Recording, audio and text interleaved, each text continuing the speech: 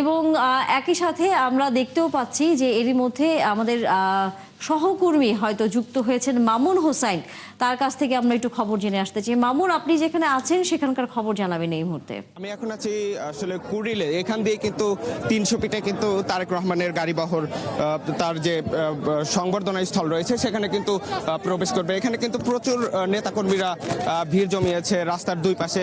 তাদের যে দীর্ঘ অপেক্ষা, 17 বছরের অপেক্ষার অবসান ঘটতে যাচ্ছে আজ। তারা কিন্তু রাস্তার দুই পাশে দাঁড়িয়ে তারেক রহমানকে সংবর্ধনা দেওয়ার জন্য এখানে দাঁড়িয়ে আছে।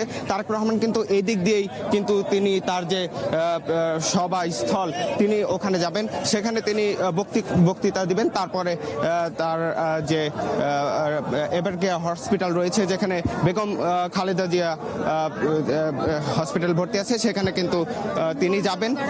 তারপর তার যে গুলশানের বাসা রয়েছে সেখানে যাবেন। এইখানে আসলে প্রচুর নেতাকর্মী রয়েছে, তারা তাদের যে দীর্ঘ প্রতীক্ষা সেটার অবসান ঘটতে যাচ্ছে। তারা উচ্ছ্বাস প্রকাশ করছেন। এখানে আমাদেরকেও এখানে আসলে সেনাবাহিনী বা আইন শৃঙ্খলা রক্ষাকারী বাহিনী যারা রয়েছে তারা এখানে আমাদেরকে সেভাবে দাঁড়িয়ে থাকতেও দিচ্ছে না নিরাপত্তার খাতিরে। আমরা এখানে আছি, তারেক রহমানের গাড়ি বহর এদিক দিয়ে যাবে, ততক্ষণ পর্যন্ত আমরা এখানে আছি। পরবর্তীতে আবার যুক্ত হয়ে আমি আসলে বিস্তারিত জানতে পারবো। তো এই ছিল আমার কাছে কুড়িল থেকে সর্বশেষ।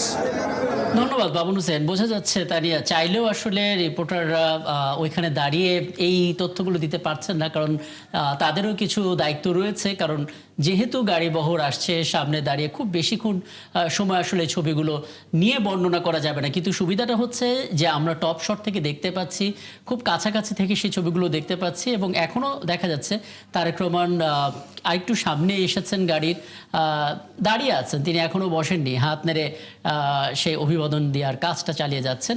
আশপাশের মানুষজন আসলে গাড়িটা ফলো করে ছুটছেন। এগুলো এক একটা আসলে দেখার মতো দৃশ্য।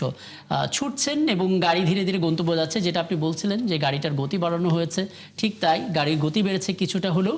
কিন্তু সেই গতিটা এরকম যে পাশাপাশি পায়ে হেঁটে একটু দ্রুত হেঁটে হেঁটেও গাড়িটাকে কাভার করা যাচ্ছে নিরাপত্তার দিক থেকে। আইন শৃঙ্খলা বাহিনীর কয়েকটি স্তর দেখতে পাচ্ছি, সেনার সদস্যদের দেখতে পাচ্ছি, এসএসএফ এর সদস্য দেখতে পাচ্ছি, চেয়ারপারসন সিকিউরিটি ফোর্স সিএসএফ এর সদস্যদেরকে দেখতে পাচ্ছি, এবং সাদা পোশাকধারী পুলিশ তো আছেই।